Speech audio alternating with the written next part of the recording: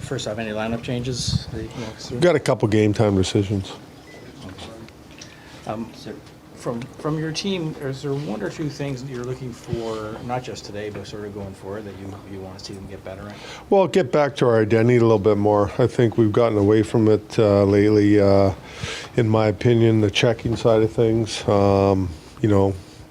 We got to get back to that where we're tight all over. We're not giving much up. I find we're giving a little bit too much up right now, a little bit loose at times. So that side of things. The other thing for me is puck management. Those two things, yeah. What's the getting update? enough compete level? Pardon me? Are you getting enough compete level? No, not all the time. What's the update on Austin, if anything? He will not play tonight. That's the update. What are your game time decisions, Craig? Game time decisions. We'll have to wait till game time. Assessing Austin. No early Christmas? No. In deciding Austin not playing today, was that just to kind of push for the break still? Yeah, he's gonna rest here over the break, and hopefully he comes back in a lot better shape. Is there any change in how he's feeling? There is a little bit. He gets relief at times, but it's not good enough. Would you expect him to be able to go Friday then to Detroit, or? Well, I gotta wait and see. I gotta see how he responds here for the next few days. Yeah. Goalie today? Well, there, I gave you a present. One gift's enough, eh? You guys are men now. You don't need lots of gifts like kids. What have you liked about what Joe Wall's shown you this year? Well, he's competitive, and he's played really well for us. I thought we were loose in front of him last game, especially early in the game, giving 2 goals up in 5 minutes or whatever. It's just that's tough for the goalie, right? They weren't easy saves; they were tough plays, but he's played well for us this year, and I expect the same going forward. He's been solid. It's not many 2 o'clock home games here. Anything you do differently, the team does differently for something like this? Not necessarily. I think, afternoon games, you come in a little bit earlier and get prepared and like you normally do. And, it's just, it happens quicker, right? Now. I thought we played pretty good. I think if you look at the goals against, it's just like mistakes. Not major things, but just kind of mental mistakes. That was, pretty good game. Yeah, it obviously has an impact on the game. Chris and Austin both are important pieces to what we're doing. But there's no excuses. We got the guys in here that can step up and play bigger roles and take on more responsibility. So, by no means is that why we lost or something like that. If you kind of look forward to the second half of the year, maybe the post-Christmas part of the year, in terms of cleaning up and getting better at it? Yeah, it's always exciting and challenging and daunting all at the same time. Between the Christmas break and the Four Nations break, there's going to be some important games, and then after that, you're right in it. You're right, in a dogfight to the end, and so we find ourselves in a position where, we have to play some good hockey, and I think we have at times, but I think we can, clean up a lot if you look at the last, 6 or 7 games. John hitting that 200-goal milestone with this franchise, what are your thoughts on that? Oh, it's great. I mean, he's obviously one of the best at what he does, since he's been around. So, no surprise. Sorry, Morgan, the defensive numbers are good. How does the team, do you think, the offensive numbers back to where they want to be? Well, I think you always, you're always trying to improve your defensive numbers, and you're always trying to create more offense without, making the big sacrifice on the other end of things. So, I think in general we can always create more offense. I think if you play within structure and you play good defensively, offensive chances will come. As a decor, you want to be involved in that, and I think we can do a better job of that. So yeah, we're always striving to improve in that area. You guys had a nice run when Austin first went out, and I have to figure over time when your best player's not here, it's going to cumulative effect of some kind. Is that what you're seeing some of that now? It's only been 2 games that he's missed, so it's hard to say. But I think what you're getting at is accurate. I don't think that there's any dispute in terms of his importance to our group, and I think we did great without him earlier in the year. But over the big picture, if you have a choice between having him in the lineup or not, you want him part of the team. You kind of see it with what Scheifele did today for them. In terms of how he can change a game. Yeah, Mark's a great player, extremely talented. I played with him a long time ago, so I've enjoyed watching his career, and he's one of those dangerous offensive weapons for sure. There's no question. What's your plan for the holiday break? Just spend some time with family. That's all. Leafs facing center crisis amid injuries, eyeing trade market for solutions. As the Toronto Maple Leafs battle through a growing injury list and a suspension, their lack of depth at the center position has become a glaring issue. According to Sportsnet's Elliotte Friedman in his latest 32 Thoughts article, the Leafs are among the teams exploring trade options to bolster their lineup. This effort is coming amid increasing competition from teams like the Chicago Blackhawks and Nashville Predators, who have also set their sights on improving their center depth. Friedman didn't mince words about the Leafs' predicament. The teams currently focusing on centers, including Chicago and Nashville, must consider when others will enter the market. Toronto will undoubtedly be one of those teams, he wrote. While the Blackhawks and Predators may have an edge in terms of cap space and assets, the Leafs remain a team to watch as the season progresses.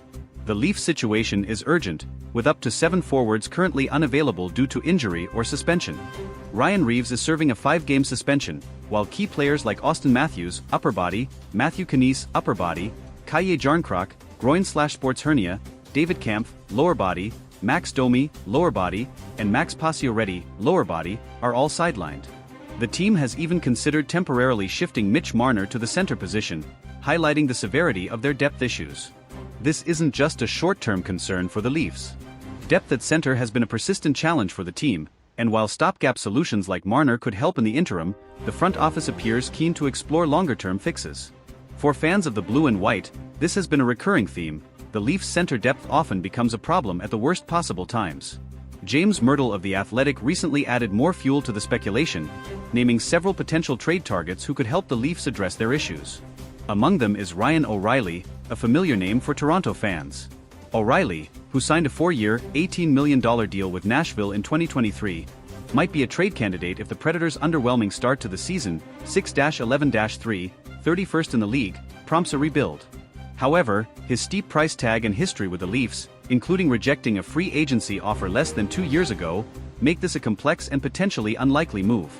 Other names mentioned by Myrtle include former Leaf Nazem Kadri, currently with Calgary, as well as players like Michael Granlund, Nick Jugstad, Brock Nelson, Yanni Gourde, Trent Frederick, Radek Faksa, and Sean Kuraly. While some of these options seem more plausible than others, it's clear that general manager Brad Treliving will need to get creative to find the right piece without mortgaging the team's future. Cap space remains one of the biggest obstacles for the Leafs. Unlike teams like Chicago and Nashville, which have more flexibility and assets, Toronto is walking a financial tightrope. As Friedman noted, competition will intensify as cap-constrained teams strive to create room. For the Leafs, that could mean waiting for the market to develop further, a risky move given their current needs. The situation also highlights the Leafs' ongoing struggle to build a roster that can withstand the grueling nature of an NHL season. Injuries are an inevitability in hockey, but Toronto's current predicament underscores the importance of depth, a quality the team has struggled to consistently maintain. Looking back on recent years, the Leafs have often leaned heavily on their star players, particularly Matthews, Marner, and William Nylander. While these players have delivered in spades, the lack of reliable depth options has left the team vulnerable in critical moments. The current crisis at center is merely the latest example of this recurring issue. Some fans have called for more aggressive moves from Treliving, arguing that now is the time to strike while the team's core is in its prime. Others, however, are more cautious, pointing to the dangers of overpaying for short-term fixes. Striking the right balance will be key, especially as the Leafs aim to keep their championship window open. Despite the challenges, there's no denying that Toronto has the talent to be a contender, provided they can patch up their lineup. The ongoing rumors and speculation surrounding potential trades show that the Leafs are at least exploring every avenue to strengthen their roster. For fans of the blue and white, this moment feels like a pivotal point in the season. With a lineup ravaged by injuries and a tough schedule ahead, the Leafs must act decisively to avoid falling behind in the standings. The addition of a dependable center could be the difference between weathering the storm or watching another season slip away. Whether it's O'Reilly, Kadri, or another surprise name, one thing is certain: the Leafs are under pressure to deliver. And for a fan base as passionate and loyal as Toronto's, there's no room for excuses. The time to act is now, and Leafs Nation is watching closely. As the trade deadline approaches, the stakes couldn't be higher. Will Treliving pull off a move that solidifies the Leafs' status as a contender, or will the search for center depth become yet another chapter in the team's long history of what-ifs? Only time will tell, but one thing's for sure, it's never boring in Leafs land. As the Maple Leafs navigate this critical juncture, their fan base remains as vocal as ever. Toronto is a city that breathes hockey, and the pressure on Brad Treliving to make the right moves is immense. Every decision he makes, or doesn't make, will be scrutinized, from talk radio to social media, where Leafs Nation is already debating the merits of the various names being floated as potential trade targets. Among the louder debates is whether the team should prioritize a high-profile acquisition like Ryan O'Reilly or Nazem Kadri, or focus on a lower-cost, reliable center who can fill a supporting role without costing too many future assets. While O'Reilly's leadership and playoff experience make him an attractive option, his contract and recent history with the Leafs add layers of complexity to any potential reunion. Similarly, Kadri's gritty, two-way playstyle remains a fan favorite, but his cap hit and availability might render him an unrealistic target. Another factor complicating the Leafs situation is their tight salary cap. While Chicago and Nashville can make moves with relative ease due to their financial flexibility, Toronto must navigate a labyrinth of constraints to make any trade work. This likely means including salary retention or moving existing contracts to make room, which could drive up the cost of any potential deal. The question then becomes, how much are the Leafs willing to sacrifice to address their immediate needs? One potential trade partner generating buzz is the Seattle Kraken. Yanni Gourde, a dependable two-way center, has been mentioned as a possible target. Gourde's versatility and championship pedigree from his time with Tampa Bay make him an appealing option. Seattle, however, is in playoff contention and may not be inclined to part with a key piece unless the Leafs can provide a substantial return. Another intriguing name is Brock Nelson of the New York Islanders. Nelson is a consistent scorer and reliable faceoff-man, qualities that would undoubtedly bolster Toronto's center depth. However, the Islanders are notoriously cautious when it comes to trades, and prying Nelson away would likely require a significant package, including picks or prospects that the Leafs may be hesitant to part with. For all the trade talk, some analysts believe the solution might come from within. Sheldon Keefe has shown a willingness to experiment with his lineup, and players like Pontus Holmberg or Fraser Minton could be given an opportunity to step up. While relying on less experienced players carries risks, it might be the Leafs' only option if the trade market proves too costly or slow to develop. Adding to the Leafs' urgency is the timing. The Atlantic Division remains one of the toughest in the league, with teams like Boston, Florida, and Tampa Bay continuing to dominate. Any prolonged slump could see Toronto slip further down the standings, putting their playoff hopes in jeopardy. For a team with Stanley Cup aspirations, failing to address their weaknesses could have catastrophic consequences. Brad Treliving's history as a general manager suggests he's not afraid to make bold moves. His time with the Calgary Flames was marked by blockbuster trades, including the acquisition of Jonathan Huberdeau and Mackenzie Weegar in the Matthew Tkachuk deal. Leafs fans hope he brings that same decisiveness to Toronto, especially as the trade deadline looms. Beyond the immediate need for a center, this situation underscores a broader issue with the Leafs roster construction.